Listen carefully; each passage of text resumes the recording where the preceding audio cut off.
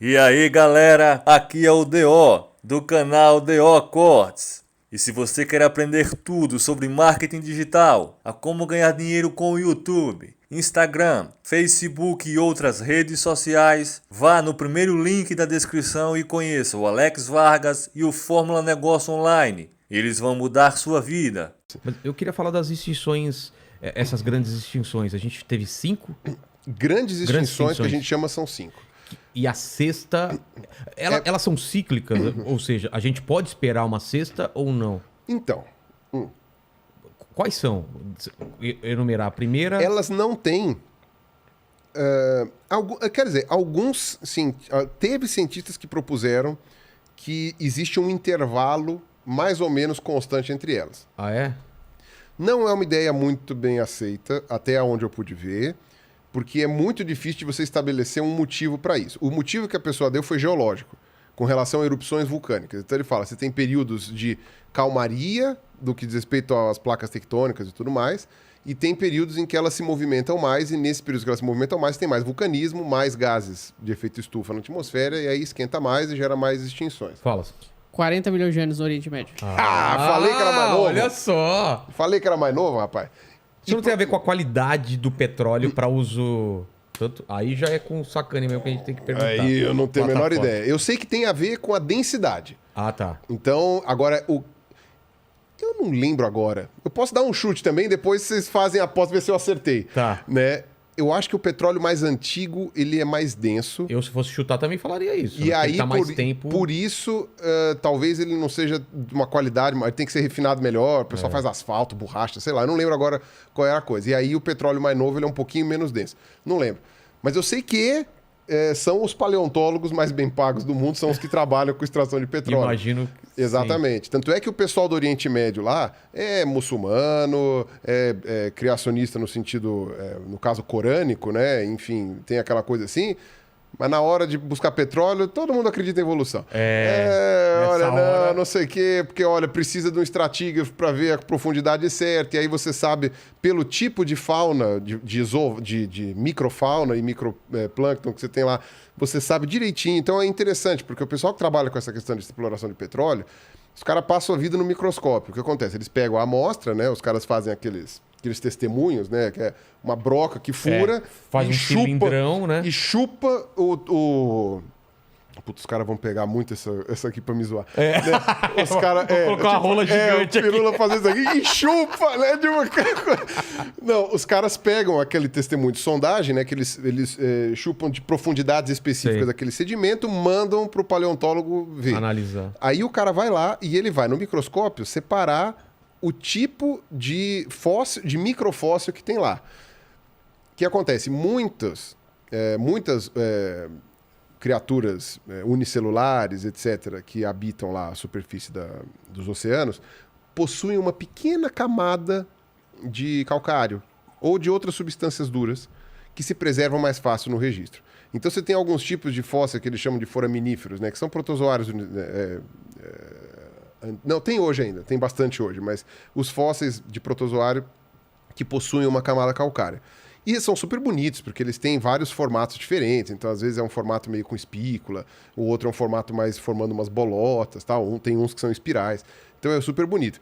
E você consegue identificar por espécie, por gênero, por família, por uma série de coisas ali. E você sabe direitinho aonde que eles estão presentes, ou mais presentes em determinados períodos da história da Terra, por causa de fatores ambientais que existiram naquela época e também por causa da evolução das espécies, de vai trocando as faunas e tal. Fauna, né? As biotas, né? No caso, porque não é bicho. Então, aí você vai fazendo essa sequência e aí você fala, opa, quando teve a tal um evento de formação de petróleo, é esse bichinho aqui que formava o petróleo. É esse aqui que não sei o quê. Então, você consegue ir buscando pela profundidade, a ponto dos caras poderem dizer, achamos essa espécie de foraminífero, essa quantidade, né, de vida aqui, né, dos fósseis, de microfósseis, cava mais um pouquinho que está chegando. Ah, é? Você consegue falar, se tiver petróleo aqui, é um pouquinho mais para baixo aqui porque está chegando. E aí, dependendo do que for, pode chegar e falar assim, tá longe ainda.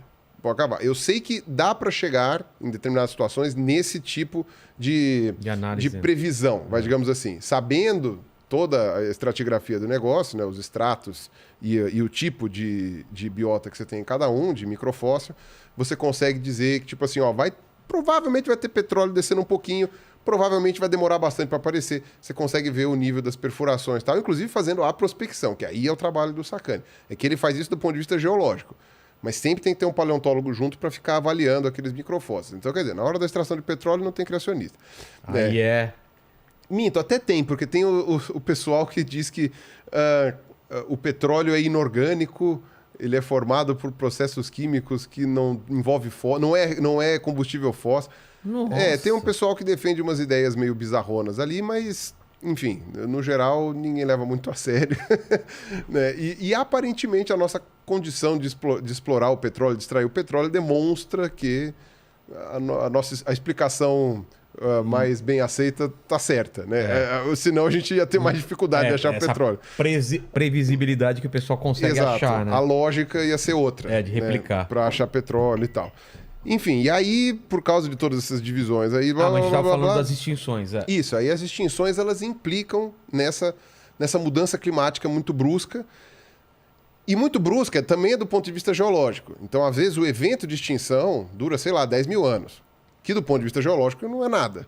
Né? Mas do ponto de vista de vida, né? Imagina, 10 mil anos do planeta mais quente. Bem menos tempo. É porque, por exemplo, quando você tem uma extinção do tipo impacto de meteoro, o impacto do meteoro é imediato, né? Aquela mudança brusca. E quanto que vai durar essa mudança é que são elas. Só que não é só isso, porque o impacto do meteoro gera uma alteração climática, que gera uma outra, que gera uma outra, e vai uma coisa em cadeia, 10 mil anos até sossegar, entendeu?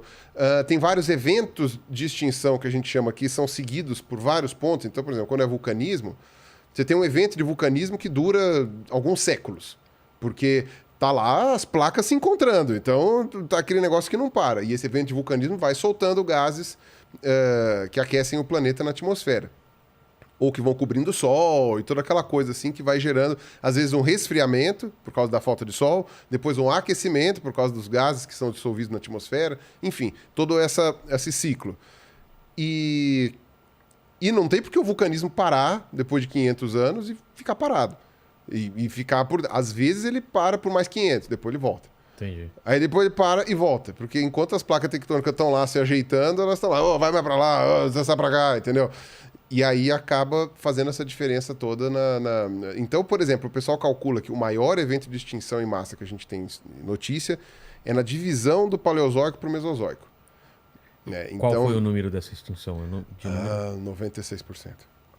Da 96% da vida? Da diversidade. Existia 100% de vida, dessas 100% sobraram 4%.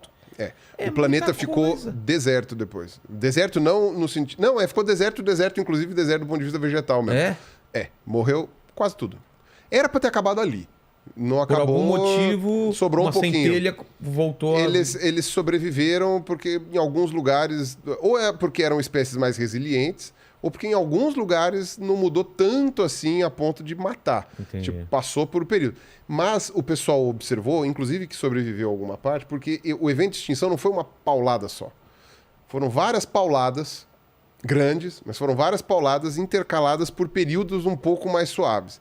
Então, tipo, sei lá, há uma discussão sobre qual foi o princípio e por que foi o princípio, né, dessa extinção mais grave que teve. Foi a primeira ou a segunda? Foi a terceira. Das 5 foi a terceira. Tá. É que as duas primeiras, elas não foram tão intensas e elas foram num período em que você só tinha praticamente vida na água. Tinha pouca vida na terra. Então, a gente acaba não falando tanto delas. Mas as duas primeiras das grandes 5, e aí é por proporção da quantidade de vida, de diversidade. Então, tipo, morreram tantos gêneros, morreram tantas famílias, tantas espécies, tal, não sei o quê. Então é por isso que quanto mais para trás, mais fácil de você falar que a extinção foi em massa, porque estava concentrada na água, tava não sei o quê. Agora, o que acontece? Essa terceira grande extinção em massa, essa foi a mais forte de todas. E ela... Especula-se que pode ter sido por causa da quebra dos continentes, né? Os continentes começaram a quebrar lá para o final do Triássico, né? Eles formavam a Pangeia e aí começou a separar mais para o final do Triássico. Então, primeiro separou entre a metade do norte e a metade do sul, né? Então a metade do norte era América do Norte, Europa e Ásia. Tá. A metade do sul era todo o resto, né? E a Índia, porque a Índia era do sul. Depois é que ela foi para o norte. Ela subiu? Traidora, mudou de lado. Mas o que acontece? Todo o resto estava no sul. Então, essa quebra, com certeza, gerou assim, uma alteração vulcânica, uma coisa assim gigantesca. E tem a possibilidade também... Mas não era perceptível. Se a gente vivesse naquela época, a gente não ia perceber mês a mês essa distância aumentando ou diminuindo. Ah, não. Não, era uma ia coisa perceber. muito sutil. É uma coisa sutil, né? Até hoje continua se afastando os continentes, né? A gente Mas não está num período particularmente ativo de tectonismo, mas hoje a gente consegue, o pessoal calcula, é um cálculo meio aproximado que, por exemplo, a América do Sul e a África se distanciam em torno de 6 centímetros por ano. Ah, é? É. Centímetros? Acho que é 6 centímetros por ano. Né? O Mandíbula pode também checar. Checa. Eu tô ótimo, né? Hoje eu colocar ele e o Lene. O Lene tá aí também, né? O Lene também pode Não, mas eu tô falando que eu tô uma maravilha, né? Eu não tô sabendo nada com precisão. Mas é que eu não estudei, eu não sabia os assuntos que a gente ia falar. A gente vai falando aleatoriamente. Eu lembrava dessas coisas até pouco tempo atrás. Até minha memória virar uma paçoca, né? Eu lembrava disso aí. E não é maconha porque eu não... Mas você tá falando de 6 centímetros, que se a gente confirmar que seja isso? É isso mesmo, Mandíbula? Mas nessa época era o quê? 6 centímetros fazem diferença. Não. Vai falar isso pra uma mulher, né? Não precisa ser pra uma mulher. Isso é realmente 6 centímetros numa vaga pra você estacionar. Várias coisas. É isso que eu estou falando. Claro, nunca imaginar. Em outra coisa. Mas essa época de afastamento... pode ser que fique mais rápido, fique mais devagar. Tudo depende. Você tem períodos na Terra em que você tem mais formação de crosta, você tem períodos na Terra que você tem menos. Essa animação do afastamento é muito legal, É muito legal. Você vai vendo... O Sérgio compartilhou um dia no Twitter, eu roubartilhei também, coloquei até num vídeo meu agora. Então, e essa animação dos 10 centímetros por ano. 10 centímetros por ano. Ô, louco, é mais ainda. É mais ainda, cara. 10 centímetros faz bastante diferença. Faz muita diferença. Então, agora você multiplica por milhões de anos, né?